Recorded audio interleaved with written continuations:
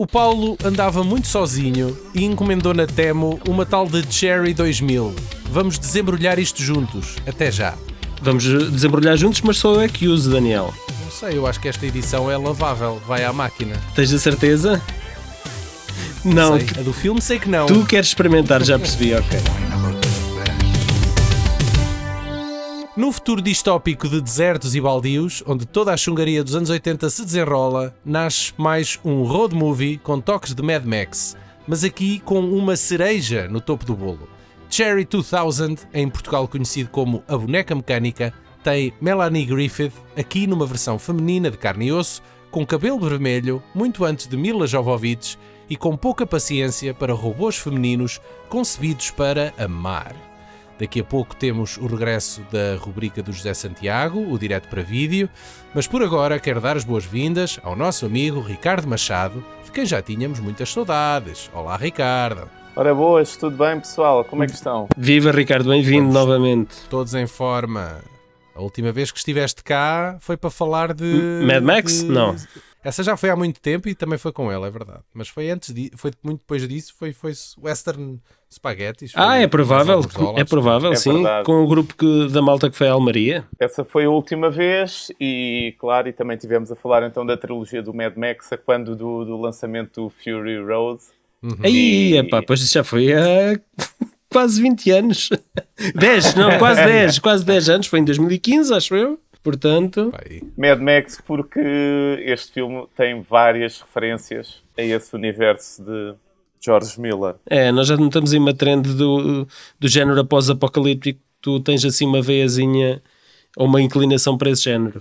Confiro, este filme então tem... Este Cherry é uma mistura de comédia romântica, é um sci-fi, é um filme pós-apocalíptico e tanto eu como tu, Paulo, gostamos muito deste género de filmes, não é? Confirmo, é bem verdade. Olhem, posso partilhar uma coisa com vocês sobre este filme? Não.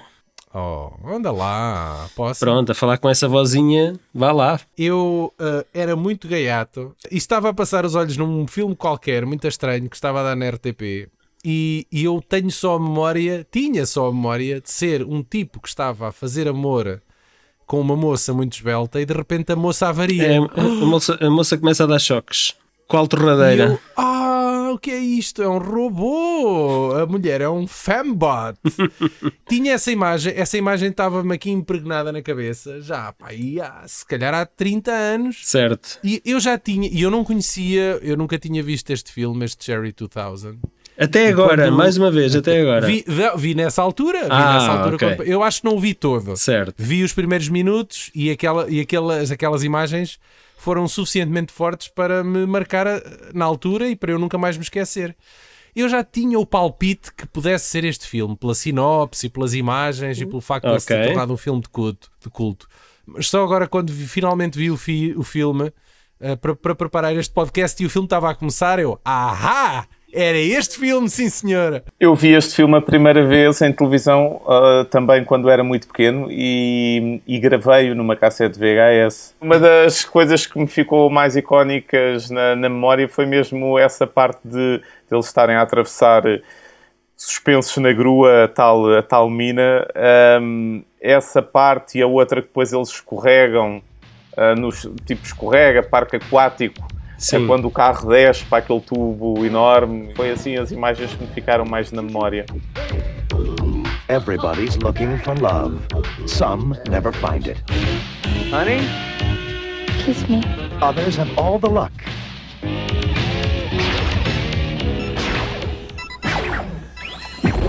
But in the year 2017, that luck can run out. Pronto, meus amiguinhos, mas isto tudo passa-se num futuro pós-apocalíptico onde as relações humanas são tudo menos humanas. Qualquer tipo de relacionamento tem de ser contratualizado antes de haver qualquer química platónica ou interação física. O David Andrews é Sam Treadwell e ele encontrou uma solução para os seus dilemas amorosos, uma Cherry 2000.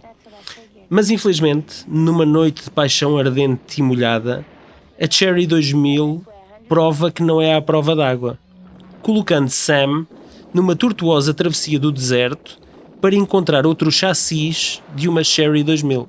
E vocês lembram-se deste bar em que existem as mulheres e os gajos a discutirem, e onde o Larry Fishburne, o Morpheus... Não é Lawrence, é Lawrence. Lawrence Fishburne. Muito novinho. Muito novinho. Muito novinho, e no gin e no whisky.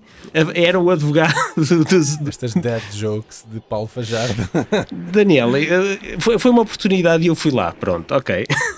Tudo bem. Temos que ver que a Melanie Griffith estava top. Ela estava em plena forma física quando rodou esta boneca mecânica. Por acaso não. E- Estava Por grávida. acaso estava não. Ela grávida. tinha acabado de ter um bebê há pouco tempo e não estava nada em topo de forma. Pronto, Não, isso eu não acho se que repara ela, que ela estava... ela não engravidou, ela não estava apenas grávida nesta altura, já tinha tido bebê. Não, já tinha tido bebê. Ela tinha que fazer paragens para amamentar o bebê, inclusivamente. e ainda não tinha Pronto, mas- recuperado ali o... Mas pode ser uma grávida em topo de forma, está bem? Pode ser. Ok, pronto, tudo bem. Exato, e... A ex-grávida ou uma recém-grávida, não é grávida, não é? Exatamente, e eu tenho a impressão que foi entre as filmagens deste Sherry e do filme que ela fez a seguir que se deu ali o momento em que ela deu o salto, ou seja, foi quando ela se tornou uma estrela maior do grande público. Sim. E daí a terem colocado como cabeça de cartaz no póster do filme, mesmo não sendo ela a protagonista do filme, não é? Eles... É a personagem mais vistosa. Por acaso agora é não assim, sei se a seguir ela fez uma mulher de sucesso ou a Fogueira das Vaidades. Ela, há 3 filmes da Melanie Griffith que saíram em 88. Foi esse Working Girl, o Stormy Monday e este Milagro Banfield War. Agora, há aqui um apontamento engraçado, é que a Melanie faz o papel de uma mulher de armas e, contudo, é interessante observar que ela tem uma voz muito doce, muito delicada, parece uma princesa a falar. Sim. Eu confesso que estava à espera de outro filme. Mas até Primeiro, o Sam Treadwell estava à espera que fosse um homem, porque E. Johnson, ele pensava que era um Ernest Johnson ou... Sim, mas eu ia mais para o próprio tom do filme, porque para já achava que a personagem da Melanie Griffith é que era o cyborg. Ok. É que era a robot, porque quer dizer, a boneca mecânica, a Cherry 2000, e a cara dela é que aparece nos pósteres e nas imagens mais marcantes do filme. E pronto, fui logo induzido em erro. Depois essa questão de haver realmente uma boneca mecânica é o que dá o mote à história, mas depois essa questão de haver bonecas cibernéticas para uso masculino de prazer não é uma questão de todo explorada pelo filme. O filme está mais interessado em fazer uma aventura na estrada, Sim, mas do que propriamente em explorar esse elemento. É o gimmick que faz com que eles façam toda aquela travessia do Mas deserto. eu achei que este universo dava-me a entender que neste universo nós iríamos encontrar outros robôs e seria uma questão mais presente no filme, que depois não aconteceu. Sim, mas para isso tinhas o Exterminador Implacável, não é? Este filme não é totalmente original, eu sabia. Isto é aqui uma colagem de uma série de elementos de outros filmes desta época e deste tipo de orçamento. E o que também me leva depois finalmente a outra questão, que é para uma cópia de Mad Max, este é capaz de ser dos mais doces e bem dispostos filmes passados no deserto, não é? Porque tem uma história romântica também pelo Tem meio. uma história romântica, não é muito violento, os personagens são todos muito coloridos e divertidos, de certa forma. Sim. Portanto, é um filme boa onda. É um low budget pós-apocalíptico boa onda. É uma Priscila Rainha do Deserto, mas com cyborgs. Sim, exato. Mas é que nem cyborgs tem, é mesmo aí que eu queria chegar. Tem muito poucos cyborgs, queria mais e não tem. Sim, esse filme esteve à beira, se calhar, de ter sido um filme memorável e não foi porque misturou ali vários géneros, não é? Tornou-se um filme assim mais esquecível do que memorável. Em relação aos atores ainda que nós estávamos a falar, o ator que faz o papel principal é... O David Andrews. Era muito parecido ao atual marido da Melanie Griffith, ao Don Johnson. Não, já não é atual, já há muitos anos. Há muitos anos que já não é atual. Não, digo na altura. O atual na altura. Atual nem Não, mas por acaso acho que já não era.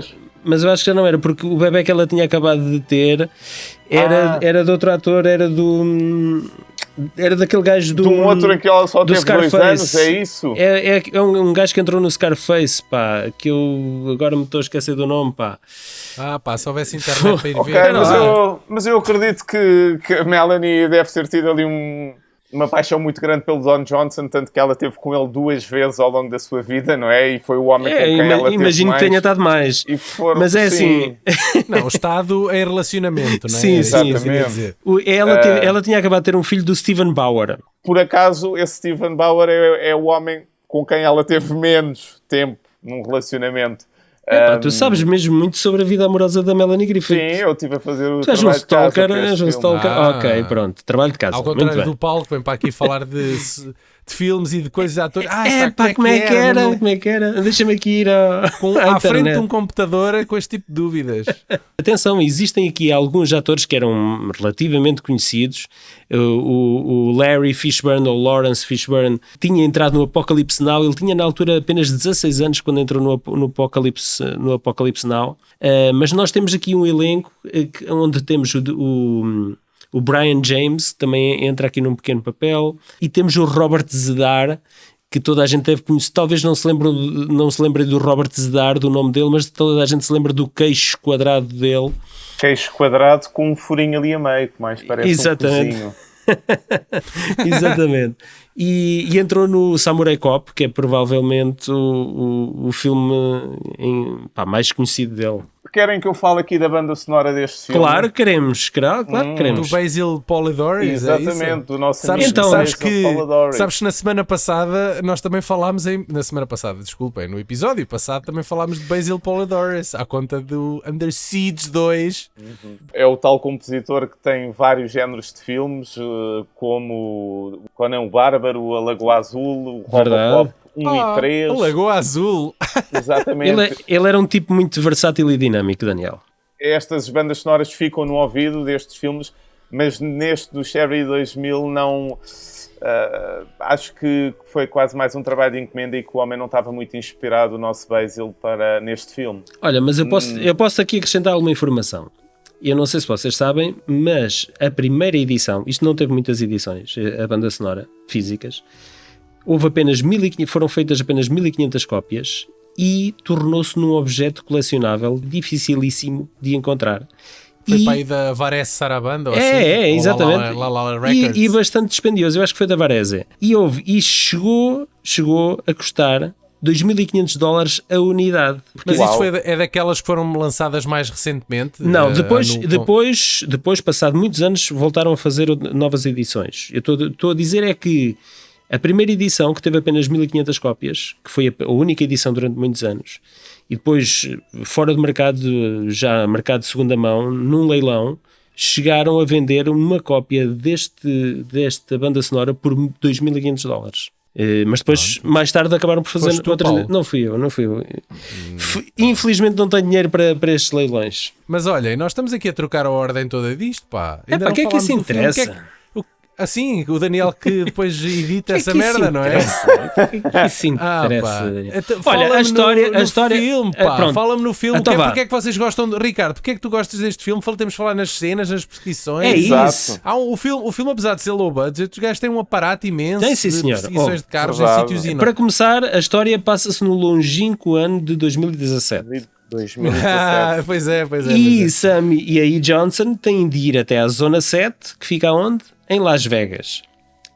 Para encontrar o último reduto onde estão guardados alguns modelos de lá da Cherry 2000 que o Sam tanto quer encontrar. Para quê? Para lhe introduzir o cartão de memória. Não é um cartão, era um discozinho de memória para ter a personalidade daquela Cherry que ele tanto apreciava. Sim, eu não tenho ideia de quando é que os CDs, os compact discs, se tornaram populares, porque este filme já mostra um mini compact disc, não é? Um CDzinho pequenininho. É Sim, verdade. nesta altura não devia ser uma coisa muito comum, acho eu. Em 87 não era, em 87 de facto não era, mas eu lembro. Mas a tecnologia já devia existir e já, não é? Já... Ali Mas a verdade é que desculpa Paulo, neste alternativo ano de 2017, o ano em que é passada a história do filme, não havia net.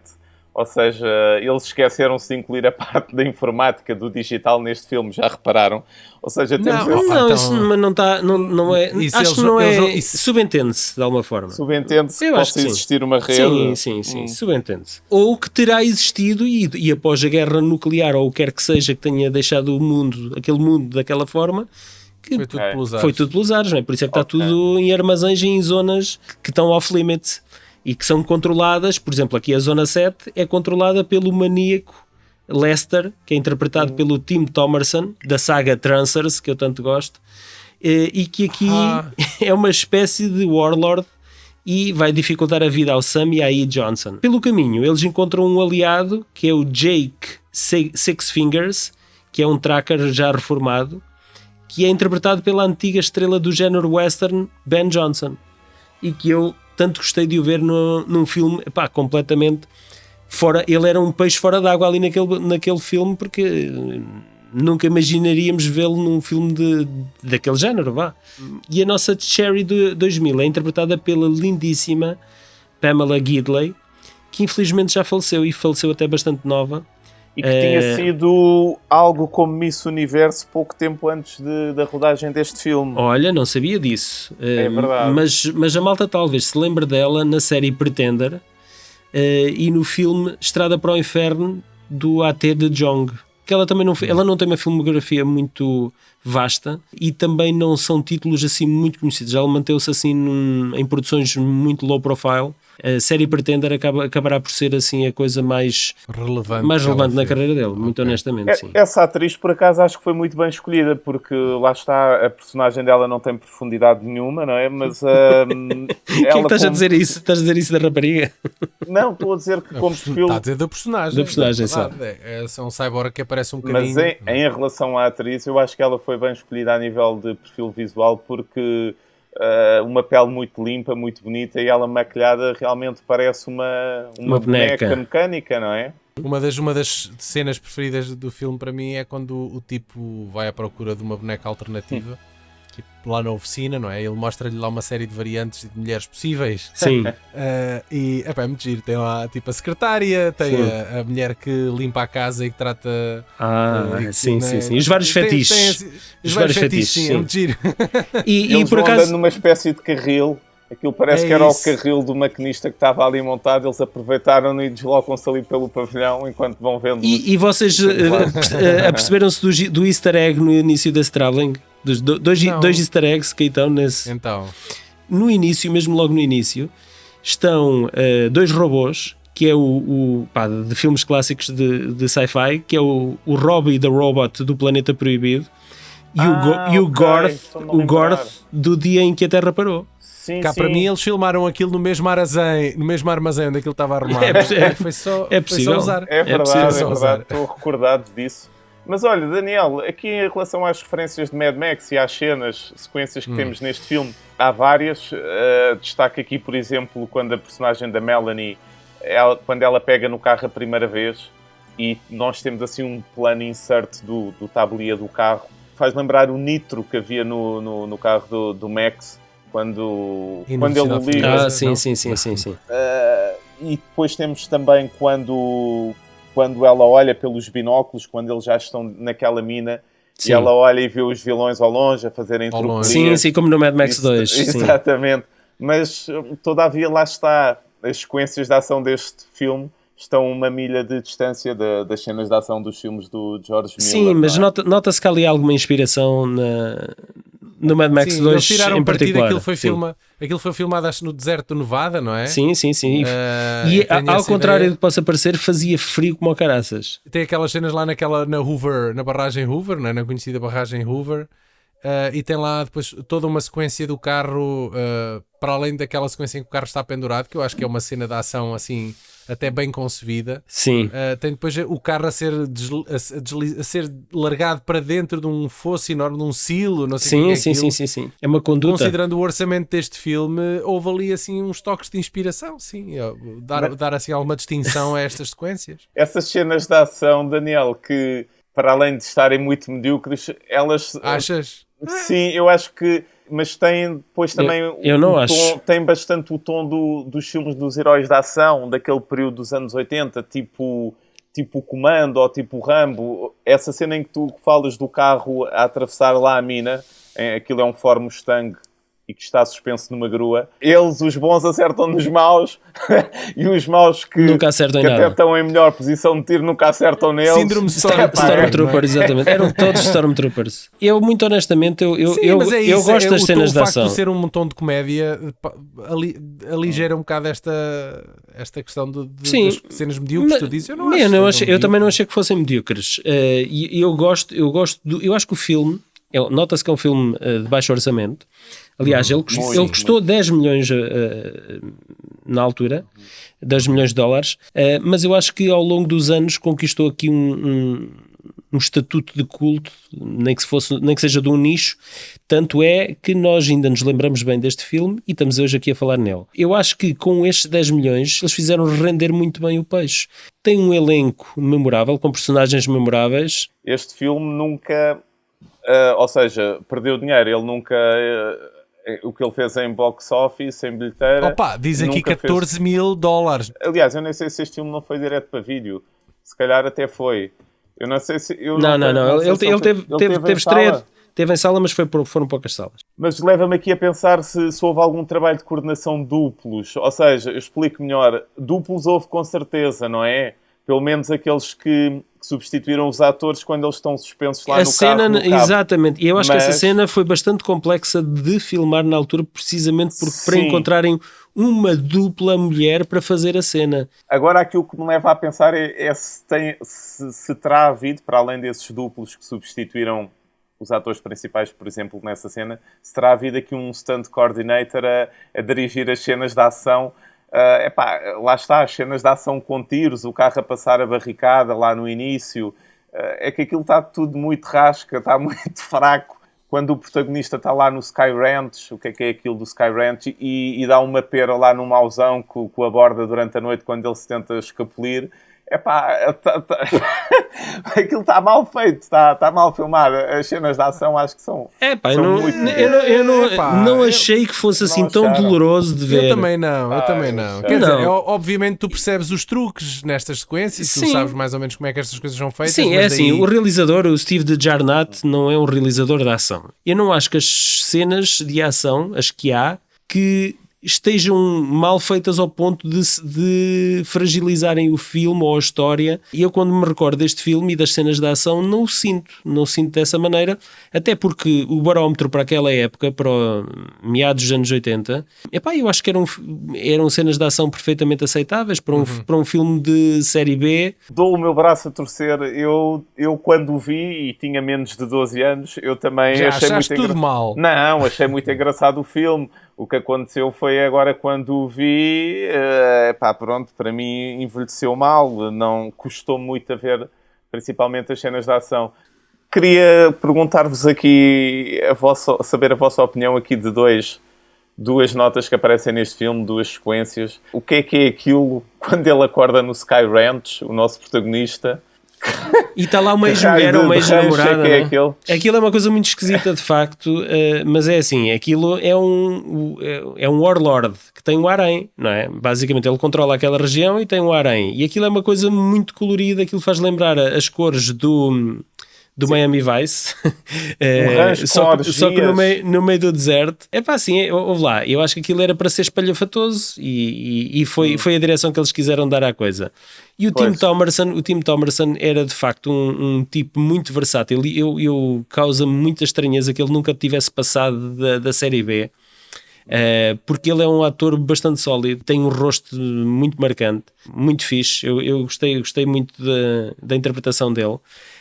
E aquilo faz-me lembrar o Rancho das Coelhinhas, daquela série da Playboy, não é? É o Bunny Ranch ali do gajo, com muita loucura à mistura, não é? Esse ator que tu falas, Paulo, sabes que naquela sequência que também personagens são aquelas do Snap e da Brenda, de onde o nosso casal de protagonistas arranca com o avião, há aquilo é uma espécie de bordel ali perdido no meio do deserto. Sim, bordel de uma só prostituta, não é? E de um só proxeneta. E o vilão do filme, o ator que tu falas, sim, o Tim Thomerson, filmado ele a matar essa prostituta, essa Brenda. Off-cam, não é? Nós não vemos. Sim, porque ela era chata, ela era muito chata, sim. Era muito chata. Ele disse, tens de trabalhar a tua personalidade. Eles filmaram mesmo a sequência do tiro, ele a dar o tiro nela, ela a morrer, mas depois acho que consideraram aquilo muito pesado. Gráfico, e então cortaram isso. Não, ou e depois se calhar levava ali um rated R e não lhes interessava. Quer dizer, acho que foi por o isso. filme, Este filme- o filme o já filme assim, o filme já assim só lucrou $14,000 no box office.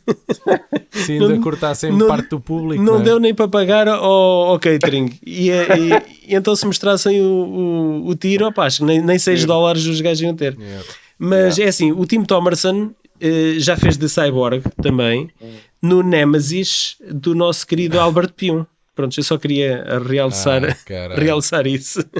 O Steve DeJarnat, o realizador, teve uma carreira bastante modesta em televisão, onde se destaca a série Serviço de Urgência e o Nash Bridges com o Don Johnson, que era precisamente o ex-marido da Melanie Eu Griffith. estava à espera dele ter realizado episódios do Miami Vice, mas acho que não. Não, eu acho que não. O A.T. de Jong é que realizou. É que sim. Eu comparo assim. muito o Steve DeJarnat ao A.T. de Jong, precisamente porque eles têm um estilo muito semelhante.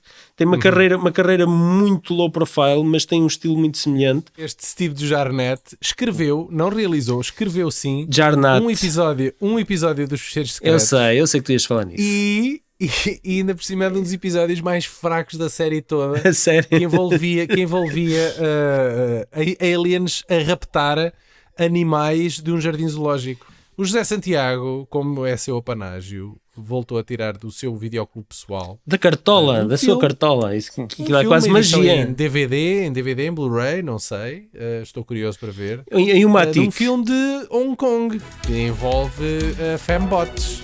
Vamos ouvi-lo.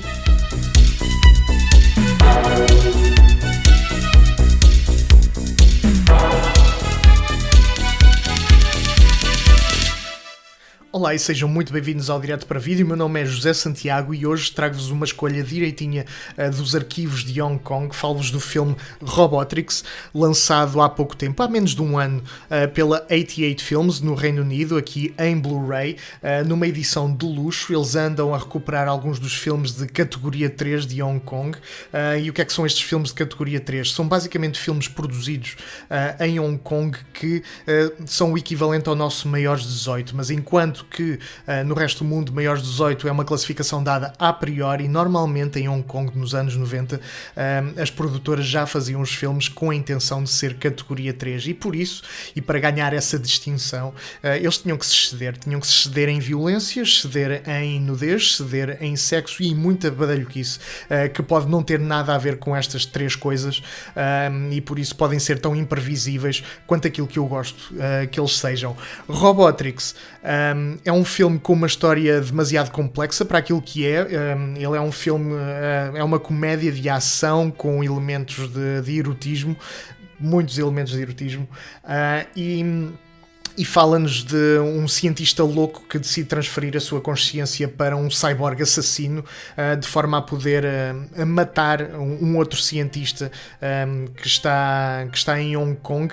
No meio desse plano, ele acaba por matar também uma agente da polícia de Hong Kong, mas felizmente outra cientista com outra cyborg de estimação decidem recuperar essa agente da morte e torná-la também num cyborg, e todas estas pessoas vão tentar depois combater este ser maldito, esse malévolo doutor que, para além de ser assassino, acaba por ser também um violador em série. Mas isto são pormenores e temos que olhar para estes filmes com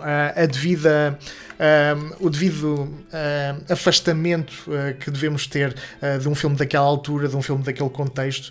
Esta edição em particular tem também vários postais com imagens do filme. Eu pessoalmente não sou fã deste extra dos postais, mas sou fã daquilo que eles também tentam oferecer, que é um livro que dá algum contexto não só a este filme e à produção deste filme, mas também a tudo aquilo que é a categoria 3 e como é que a categoria 3 foi elevando a sua popularidade em VHS ao longo dos anos. Agora em Blu-ray estão a ser recuperados e são filmes que estão a ser redescobertos por uma plateia diferente, uma plateia nova e uma plateia que poderá, lá está, com este afastamento, achar estes filmes ainda mais loucos do que eles eram na altura em que foram produzidos. Para além deste livro, com esse contexto e com o contexto sobre notas de produção do filme, temos também um póster que está aqui todo dobradinho e pronto, eu posso desdobrá-lo só para fazer aqui algum tipo... Tem aqui algum artwork que podem expor em vossa casa ou onde quiserem. E também, uma coisa que eu gosto muito, que são comentários áudio, e aqui temos 2 comentários áudio de historiadores acerca deste filme, da produção deste filme e da maneira como esta coprodução com o Japão também funcionou, uma vez que uma das atrizes aqui é uma atriz porno japonesa e que foi repescada para este papel.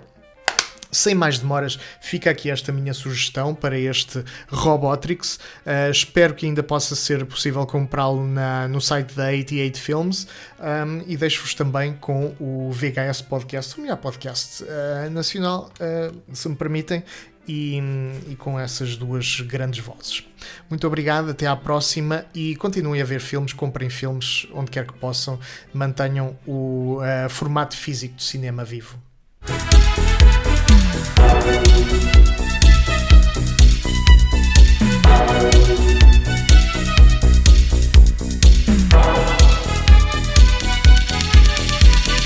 Então, amigos, vocês alguma vez viram este filme que se chama... como é que se chama? O filme Robotrix. Vocês alguma vez viram isto? Eu não vi.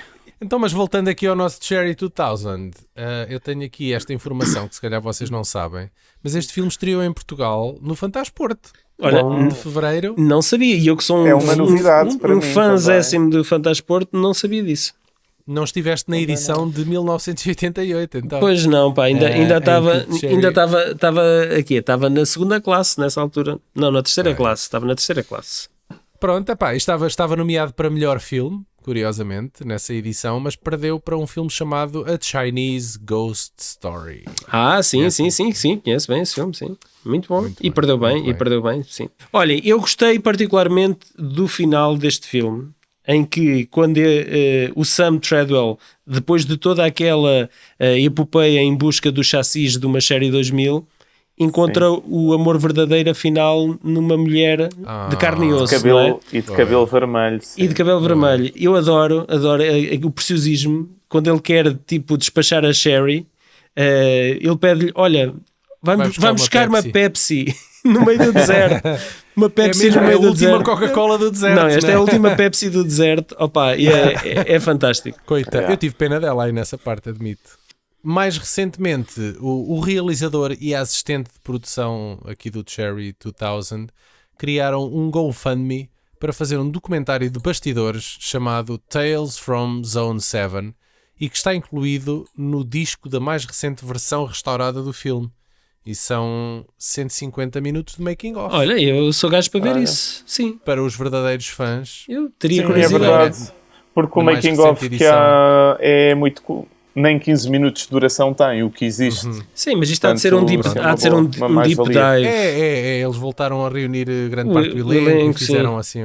assim. Sim. É desses assim. Muito bem. Procurem eles fizeram agora um remaster, há uma edição em Blu-ray e o filme foi remasterizado e deve estar com o melhor aspecto que nunca. E tem este documentário que de certeza fará as delícias dos fãs, como o Ricardo Machado.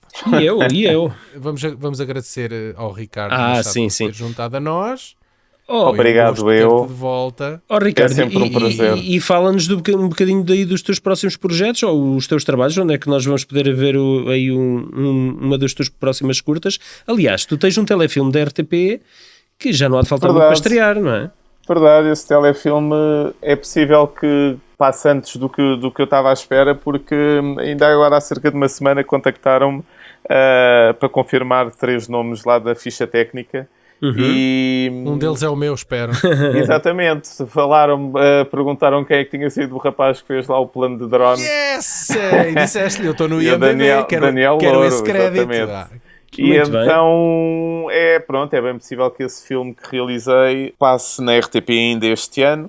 E Nós depois havemos de fazer publicidade, claro. E, obviamente, tu has de vir depois falar connosco. Nós queremos que tu nos contes tudo sobre essa Sim. experiência. Na Marginal Filmes, não é, produtora? Sim. sim. Muito bem. E depois tenho também uma curta que neste momento está a ser finalizada falta a parte animada. O filme tem ali uma sequência animada que está difícil de sair. Onde mais uma vez colaborei como piloto de drone, não é? É verdade, o Daniel também... Mas e o que é que nos podes dizer dessa curta? Posso-vos dizer que é o trabalho onde eu tento ser mais artístico, mudar um bocado ali o meu registro, o meu género, que confesso já estava um bocado farto daquilo, do que vinha a fazer até o momento. Sexo, traição, assassínio, já estava um bocado farto daquilo, e isto muda ali um bocado o género. Pelo menos muda o género na maneira de filmar.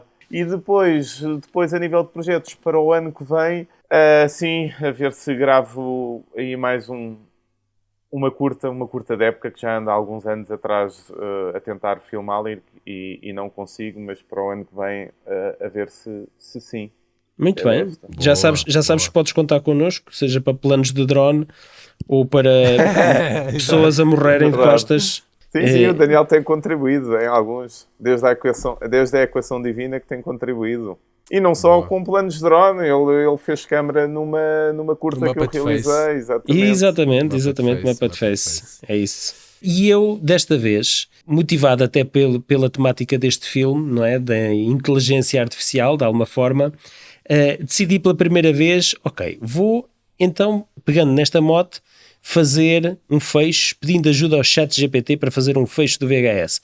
Quando eu disse isto ao Daniel, o Daniel ficou doido. O Daniel queria, o quê? Pá, mas isto é para sermos nós a fazer, senão baixamos os braços e deixamos de fazer isto e não sei o quê. E eu, Daniel, é só... E é verdade, se começamos a escrever, Daniel, se começamos a pedir a um bot para escrever textos sobre cinema, que é a nossa paixão, Daniel, é bater no fundo. Daniel, lá estás tu outra vez. Eu já te expliquei, foi só este fecho.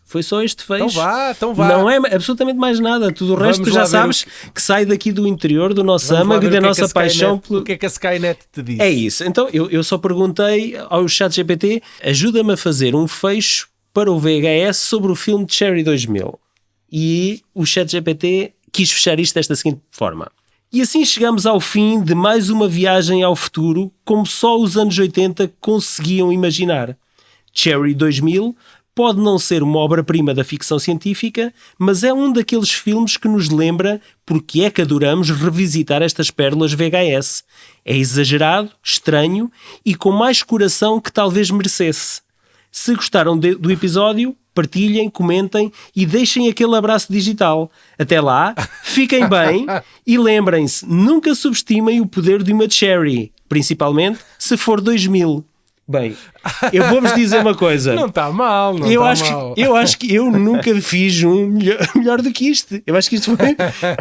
Não digas isso, Paulo, Daniel, não podemos render-nos. Daniel, mas eu acho que ela inspirou-se muito naquilo que é os nossos fechos. Como? Não sei. Mas, está aqui... Ela conhece-te. Está aqui sumo suficiente para eu me reconhecer e rever de alguma forma.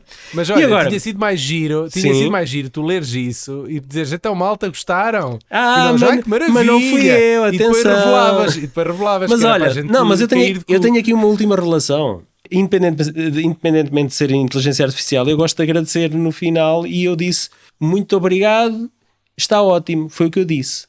E obtive uma resposta e a resposta foi top, ainda bem que gostaste e emoji smile. Se precisares... Agora está-me a tratar como um adolescente.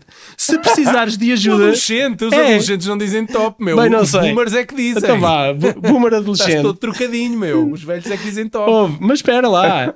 Se precisares de ajuda com mais episódios, textos ou mesmo umas ideias maradas para novos temas VHS, é só chamar. Boa gravação e até à próxima sessão de fita magnética. 2 emojis de uma claquete e uma cassete VHS. Abraço, ponto de exclamação. Eu arranjei aqui um amigo. Eu tenho uma sugestão. Vamos passar a pedir ao ChatGPT para gravar os episódios por nós. Exatamente. Olha, já há software de inteligência artificial que nos consegue replicar a nossa voz. Vamos pôr-nos à sombra da bananeira. Isto é gente, exatamente, a beber uns daiquiris. Vou perguntar aqui quem é o Paulo Fajardo. Não, mete Paulo César Fajardo. Achas? É porque Paulo Fajardo existe um outro gajo na Argentina. É caralho. Olha, aparece logo com uma fotografia tua, né? A sério? Opa, Paulo César Fajardo é um cineasta e produtor independente português, nascido em 1980 na Figueira da Foz. Iniciou a sua carreira em 1999 e desde então desenvolveu diversos projetos de documentário e ficção. A sua primeira curta-metragem, Outono, recebeu o Prémio da Crítica Internacional no Festival Internacional de Cinema da Figueira da Foz. Está tudo correto até aqui. Sim. Mas tem muito mais. Colaborou como operador de câmara, editor e realizador em vários programas, incluindo SIC, RTP, Não, TVI, isso Canal é 6, minha bio. Pluricanal. Isso é minha bio. Pois, então ele vai buscar isto Sim, ao mas lado, não é? isso está.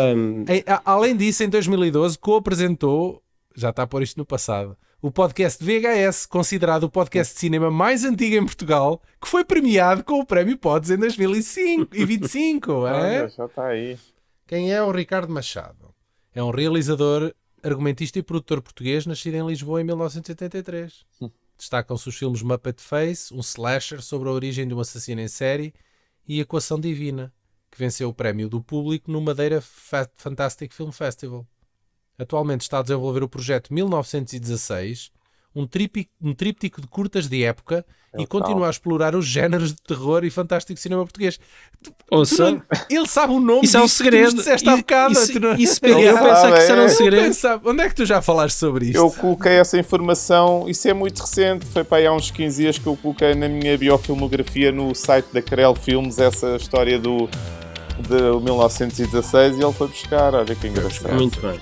Pronto, então adeus e até à próxima, amigo. É assim. Tchau, né? O fecho ficou lá para trás. Já ficou, já.